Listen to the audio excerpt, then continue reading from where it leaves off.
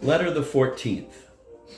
Springtide, linguistics, storms, accidents from our log cabin, Indian bar, March 15th, 1852. This 15th day of March has risen upon us with all the primeval splendor of the birth morn of creation.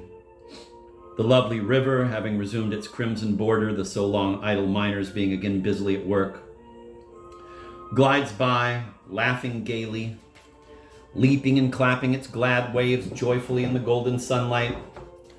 The feathery fringe of the fir trees glitters like emerald in the luster-bathing air. 100 tiny rivulets flash down from the brow of the mountains as if some mighty Titan, standing on the other side, had flung athwart their greenness a chaplet of radiant pearls. Of the large quantities of snow which have fallen within the past fortnight, a few patches of shining whiteness high up among the hills alone remain, while, to finish the picture, the lustrous heaven of California, looking farther off than ever through the wonderfully transparent atmosphere, and for that very reason infinitely more beautiful, bends over all the matchless blue of its resplendent arch. Ah, the heaven of the golden land! To you, living beneath the murky skies of New England, how unimaginably lovely it is. A small poetess has said that she could not love a scene where the blue sky was always blue. I think it is not so with me.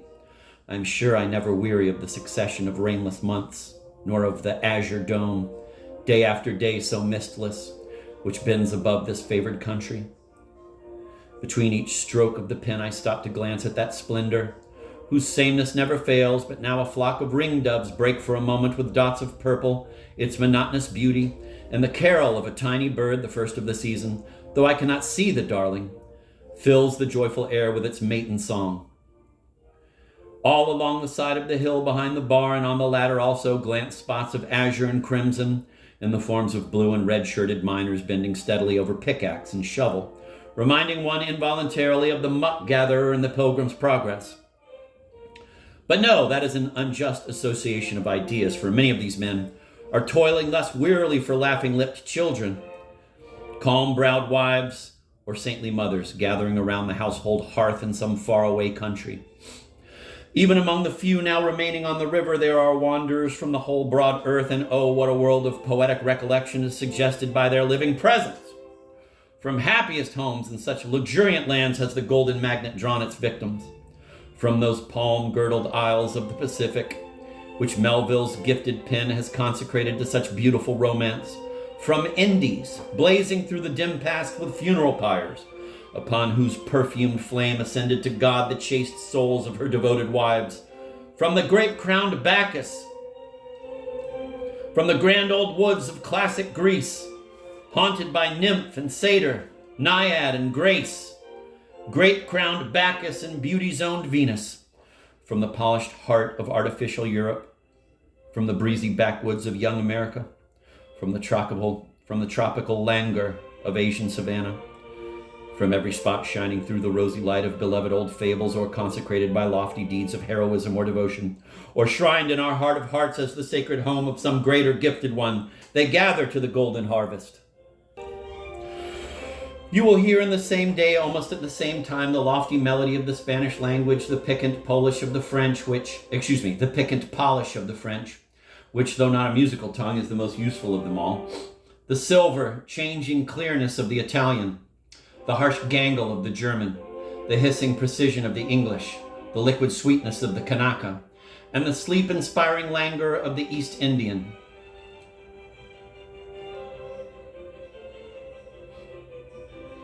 To complete the catalog, there is the native Indian with his guttural vocabulary of 20 words. When I hear these sounds, so strangely different, and look at the speakers, I fancy them a living polyglot of the languages, a perambulating picture gallery illustrative of national variety in form and feature. By the way, speaking of languages, nothing is more amusing than to observe the different styles in which the generality of Americans talk at the unfortunate Spaniard. In the first place, many of them really believe that when they have learned save and vamos, two words which they seldom use in the right place, poco tiempo si, and bueno, the last they will persist in pronouncing bueno, they have the whole of the glorious Castilian at their tongue's end. Some, however, eschew the above words entirely, and innocently fancy that by splitting the tympanum of an unhappy foreigner and screaming forth their sentences in good solid English, they can be surely understood. Others, at the imminent risk of dislocating their own limbs in the jaws of their listeners by the laughs which their efforts elicit, make the most excruciatingly grotesque gestures and think that that is speaking Spanish. The majority, however, place a most beautiful and touching faith in broken English, and when they murder it with the few words of Castilian quoted above, are firmly convinced that it is nothing but their, quote, ugly dispositions, end of quote, which make the Spaniards pretend not to understand them. One of those dear, stupid Yankees who will now and then venture out of sight of the smoke of their own chimneys as far as California was relating his experience in this particular the other day. It seems he had lost a horse somewhere among the hills, and during his search for it, met a gentlemanly Chileno, who with national suavity made the most desperate efforts to understand the questions put to him. Of course, Chileno was so stupid that he did not succeed, for it is not possible one of the great American people could fail to express himself clearly even in Hebrew if he takes it into his cute head to speak that ancient but highly respectable language.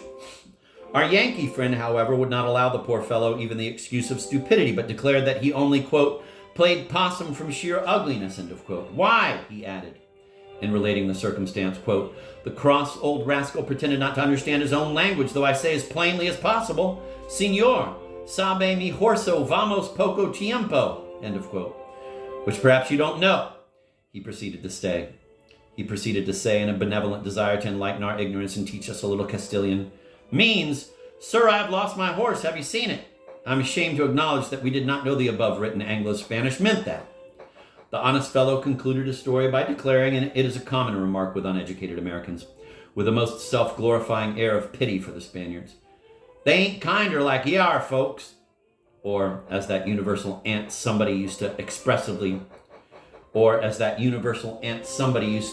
so expressively to observe, quote, somehow they ain't folksy, end of quote. The mistakes made on the other side are often quite as amusing. Dr. Cañas related to us a laughable anecdote of a countryman of his with whom he happened to camp on his first arrival in San Francisco. None of the party could speak a word of English, and the person referred to, as ignorant as the rest, went out to purchase bread, which he procured by laying down some money and pointing to a loaf of that necessary edible. He probably heard a person use the words, quote, some bread, end of quote.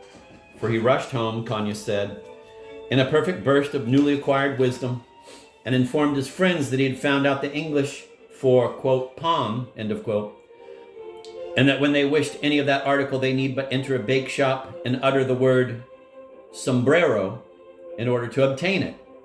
His hearers were delighted to know that much of the infernal lingua, greatly marveling, however, that the same word which meant hat in Castilian should mean bread in English. The Spaniards have a saying to the following effect: children speak in Italian, ladies speak in French, God speaks in Spanish, and the devil speaks in English, end of quote. I commenced this letter with the intention of telling you about the weary, weary storm which has not only thrown a damp over our spirits, but has saturated them as it has everything else with a deluge of moisture. The Storm King commenced his reign, on the 28th of February, and proved himself a perfect Proteus during his residence with us. For 1 entire week he descended daily and nightly without an hour's cessation in a 40 Niagara power of water. And just as we were getting reconciled to this wet state of affairs and were thinking seriously of learning to swim one gloomy evening when we least expected such a change, he stole softly down and garlanded us in a wreath of shiny snowflakes. And lo, the next morning you would have thought that some great white bird had shed its glittering feathers all over rock, tree, hill, and bar. He finished his vagaries by loosening, rattling, and crashing upon this devoted spot a small skyful of hailstones, which, aided by a terrific wind, waged terrible warfare against the frail tents and the calico shirt huts, and made even the shingles on the roofs of the log cabins tremble amid their nails. The river, usually so bland and smiling, looked really terrific. It rose to an unexampled height and tore along its way a perfect mass of dark-foamed, turbid waves. At one time we had serious fears that the water would cover the whole bar, but it approached within 2 or 3 feet of the Humboldt, a sawmill which had been built at a great expense by 2 gentlemen of rich bar in order to be ready for the sawing of lumber for the extensive fluming operations which are in contemplation this season. was entirely swept away, nearly ruining, it is said, the owners. I heard a great shout early one morning, and running to the window had the sorrow to see wheels, planks, etc., sailing merrily down the river. All along the banks of the stream, men were trying to save the more valuable portions of the mill, but the torrent was so furious that it was utterly impossible to rescue a plank. How the haughty river seemed to laugh to scorn the feeble efforts of man. How its mad waves tossed in wild derision the costly workmanship of his skillful hands. But know, proud Rio de las Plumas, that these very men whose futile efforts you fancy that you have for once so gloriously defeated will gather from beneath your lowest depths the beautiful ore which you thought you had hidden forever and forever beneath your azure beauty. It is certainly most amusing to hear of the different plans which the poor miners invented to pass the time during the trying season of rains. Of course, poker and euchre, whist and ninepins, to say nothing of Monte and Faro, are now in constant requisition. But as a person would starve to death on toujours des perdrix, so a man cannot always be playing cards. So some literary bipeds, I've been told, reduced to the last degree of intellectual destitution, in a beautiful spirit of self-martyrdom, betook themselves to blue blankets, bunks, and Ned Buntline's novels. And one day an unhappy youth went pen-mad, and in a melancholy fit of authorship wrote a thrilling account of our dreadful situation, which, directed to the editor of a Marysville paper, was sealed up in a keg and set adrift, and is at this moment no doubt stranded high and dry in the streets of Sacramento, for it is generally believed that the cities of the plain have been under water during the storm. The chief amusement, however, has been the raffling of gold rings. There is a silversmith here who, like the rest of the miserable inhabitants, having nothing to do, discovered that he could make gold rings. Of course, every person must have a specimen of his workmanship, and the next thing was to raffle it off, the winner generally repeating the operation. Nothing was done or talked of for some days but this important business. I have one of these rings, which is really very beautifully finished, and although perhaps at home it would look vulgar, there is a sort of massive and barbaric grandeur about it which seems well suited to our wild life of the hills. I shall send you one of these, which will be to you a curiosity, and will doubtless look strangely enough amid the graceful and airy politeness of French jewelry. But I think that it will be interesting to you, as having been manufactured in the mines by an inexperienced workman and without the necessary tools.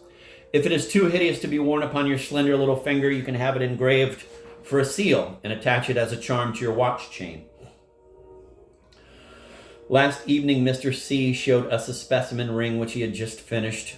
It is the handsomest natural specimen that I ever saw. Pure gold is generally dull in hue, but this is of a most beautiful shade of yellow and extremely brilliant. It is in shape and size exactly like the flower of the jonquil. In the center is inserted, with all the nice finish of art, or rather of nature, for it is her work, a polished piece of quartz of the purest shade of pink, and between each radiant petal is set a tiny crystal of colorless quartz, every one of which flashes like a real diamond. It is known beyond doubt to be a real live specimen, as many saw it when it was first taken from the earth, and the owner has carried it carelessly in his pocket for months. We would gladly have given $50 for it, though its nominal value is only about an ounce, but it is already promised as a present to a gentleman in Marysville. Although rather a clumsy ring, it would make a most unique brooch, and indeed is almost the only piece of unmanufactured ore which I have ever seen that I would be willing to wear. I have a piece of gold which, without any alteration, except of course engraving, will make a beautiful seal. It is in the shape of an eagle's head and is wonderfully perfect. It was picked up from the surface of the ground by a gentleman on his first arrival here, and he said that he would give it to the next lady to whom he should be introduced. He carried it in his purse for more than a year, when, in obedience to the promise made when he found it, it became the property of your humble servant, Shirley. The other day, a hole caved in, bearing up to the neck two unfortunates who were in it at the time. Luckily, they were but slightly injured. F is at present attending a man at the junction who was stabbed very severely in the back during a drunken frolic. The people have not taken the slightest notice of this affair, although for some days the life of the wounded man was despaired of. The perpetrator of the deed had not the slightest provocation from his unfortunate victim.